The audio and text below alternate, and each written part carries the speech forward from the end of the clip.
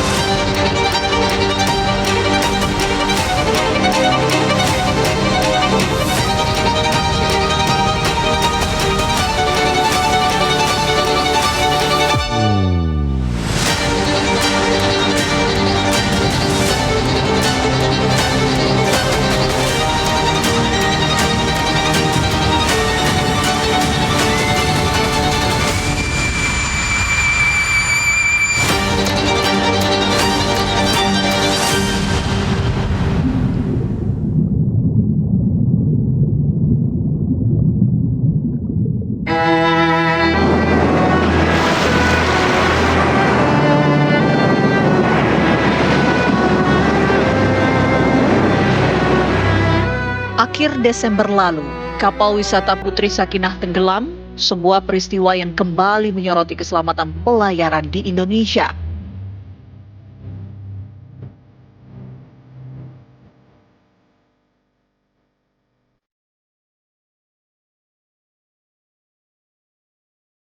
Sepanjang tahun 2025, kecelakaan laut terus terjadi di berbagai wilayah perairan Indonesia, melibatkan kapal wisata, kapal penyeberangan, hingga kapal nelayan dengan pola kejadian yang relatif serupa dan berulang.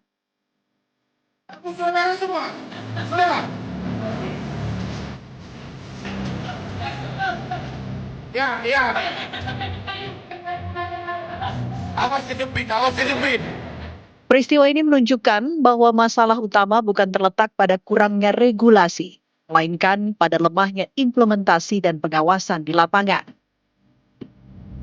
Dalam kondisi ini, kapal nelayan menjadi kelompok paling rentan karena mereka tetap harus melaut untuk mencari mata pencaharian meskipun tanpa jaminan keselamatan yang layak.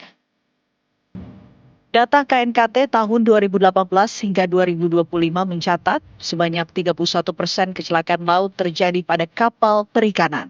Selama tahun 2025, Kementerian Kelautan dan Perikanan mendapatkan 10 laporan kecelakaan pada kapal nelayan.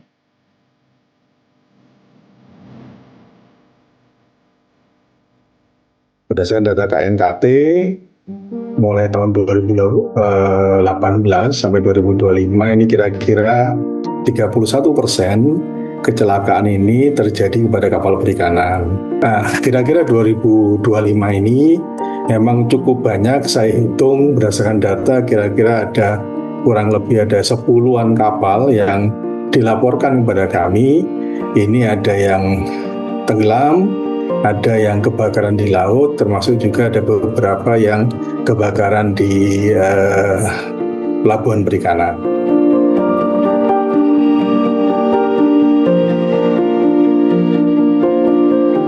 Badan Meteorologi, Klimatologi, dan Geofisika telah menerbitkan peringatan cuaca dini. Namun, informasi tersebut tidak sepenuhnya dijadikan dasar untuk menunda atau menghentikan aktivitas pelayaran. Akibatnya, informasi cuaca yang seharusnya menjadi alat pencegahan justru berhenti sebagai data tanpa diikuti keputusan konkret di lapangan.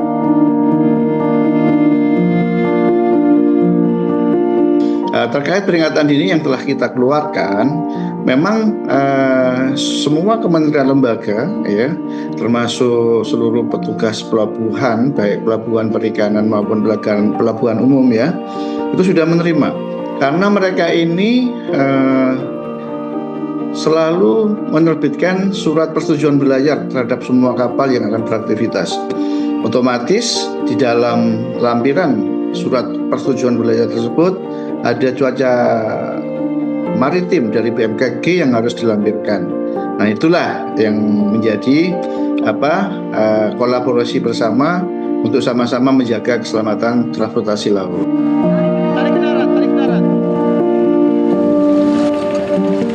Pengamat maritim menilai pemerintah perlu memastikan informasi cuaca benar-benar sampai ke masyarakat pesisir, sekaligus menjamin kapal-kapal kecil dilengkapi peralatan keselamatan dasar sebagai syarat wajib.